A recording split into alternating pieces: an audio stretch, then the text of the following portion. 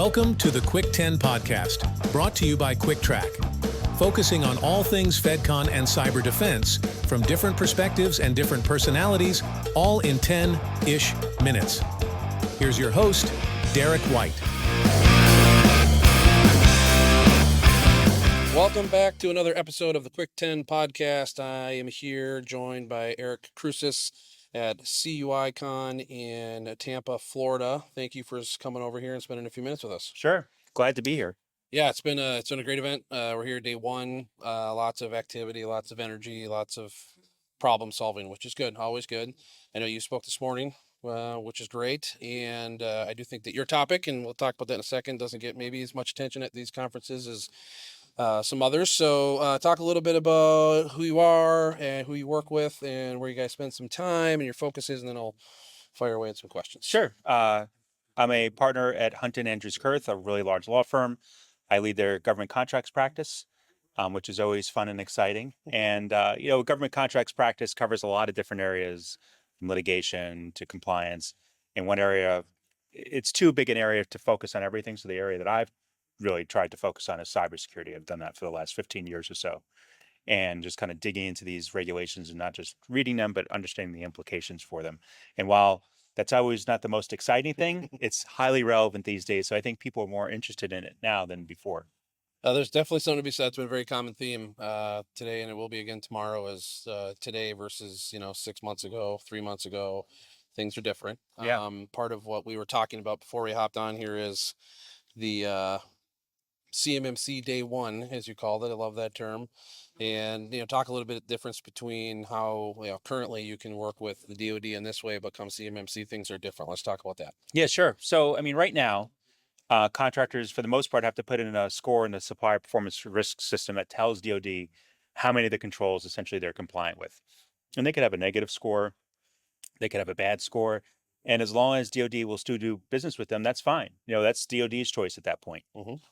And CMMC changes everything. On day one, as far as the effective date of the rule, which will be sometime this year, probably not too far from now, contractors will have to be compliant with 80% of the controls, which is 88 controls, and have POA&Ms for the rest, meaning plans of actions and milestones. They'll have to resolve those open POA&Ms within 6 months. And there are certain controls that are not able to be POA&Ms, so to speak. So there's a completely different state for a contractor who's responding to a solicitation after the effective date of the rule. They don't have the option of having a negative score anymore. They don't have the option of having a less than stellar score because they won't be eligible for award because they cannot do a level 2 self-assessment where a passing grade is 80%. So it's really interesting. Yeah, it's you could see it coming, right? With how DIPCAC assessments were going, and the DFARS interim rule as a bridge type of approach, where you're right, you could. But it does bring the accountability further along, which has been the slow roll, if you will. I think in a lot of people's opinions is accountability has to fall in multiple layers, but really down to the organization. So same time, it's hard to go out, who are you going to work with and how are you going to get there, and know all that stuff is why these conferences exist, which is good. Right. Out of those controls that, we're seeing things are a little bit more defined and real. Do you see any that people struggle with the most that you find yourself addressing more? I think even the basic one, like having a system security plan, like that is a really true test is if somebody is ready to tackle this problem. I wouldn't say problem, but compliance challenge. Mm-hmm. If they don't have and ask like, what is a system security plan? That is a signal that there is a lot of problems ahead. So I think not that comes up the most frequently, but I think that's usually kind of the signpost to say, okay, this is going to be a company that is already pretty far down the road or a company that has a long way to go. And I think that's a good signal for that. Yeah, it is. And we one of the things we make sure we always tell, and in those conversations that you're in is you'll see some system security plans and everything on a system security plan is a claim at the end of the day. It's that, right. I'm doing this. Really? And then that's where the details matter on. That's right.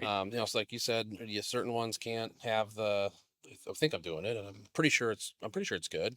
Have to know that stuff, and the DoD has some more tools, if you will, now to make decisions on who they're going to do business with and who they're not. So as CMMC rolls out, that will be a big thing. Well, today your topic, what was the key points there today that you rolled through? So it was really diving into like what CUI is, controlled classified information, which is super important because it's the basis of CMMC Level 2. It's the basis of the existing requirements. Then we touched upon kind of the non-DoD regulations that are coming out that will require compliance with NIST 800-171 across the government. And then kind of we looked at CMMC, but not just like what is CMMC, because everyone here knows what that is already, unless they've wandered in outside from the airport, because we're close to the airport. But I think a lot of those kind of next level problems that we have to talk about. What about international companies? How do you get your supply chain in order? All about like the day one issue. Those kinds of things were a topic of discussion, just to kind of dig a little bit deeper now that we're at the precipice of CMMC starting. Yeah, where do you see things that maybe not today? We'll say the earlier part of 2025 that you hope to see as the year goes on and these assessments get more ramped up and lessons are learned. Like what excites you about what's coming that maybe isn't quite there yet? I mean, I do think we need more C3PAOs, of course, and I think the accreditation body is working very hard to do that, because if there are 76,000 plus companies that need to get a third-party assessment in the next couple of years, we need to have a good number more C3POs. And of course, the accreditation body can't do it all. There have to be companies willing to be C3POs. Mm-hmm. But right now, there's a great marketplace for them because most C3POs have long waits to get for assessments now. So I think that's one thing I would love to see. I just hope to see a smooth rollout, because I think this is a program that a lot of folks are relying on. Of course, the safety of our information is reliant on this program being successful. So hopefully 3, 6, 9 months from now, we'll see that this is rolled out successfully and that folks are on board. And of course, we're inevitably going to see a lot of companies that are surprised by it. Didn't know this was happening, right? Mm-hmm. Because we are in our kind of ecosystem here at this conference and others that we go to. And there's always folks who are learning about these things for the first time. And I hope it's not too many of them. Yeah, that's an excellent point.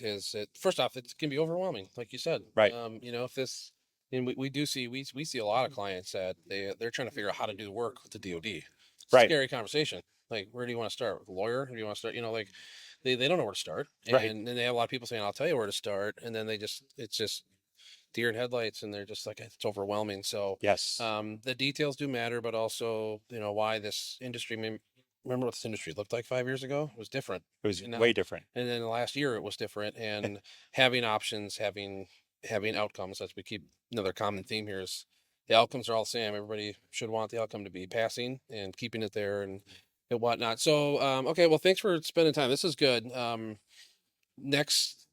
Next time we talk, we'll probably evolve this conversation. We'll probably revisit some of this stuff. If you'd like to come back on sometime, that'd be great. Of course. I really appreciate that. Where can people go, or should we send them on talking to you more, learn more about what you guys do? I mean, obviously, LinkedIn is always a great place to search for me on LinkedIn. I'm there. I occasionally post, but I always try to be interactive when people reach out to me. Or by email is fine. ecrusius@hunton.com, ECRUSIUS@hunton.com is fine too.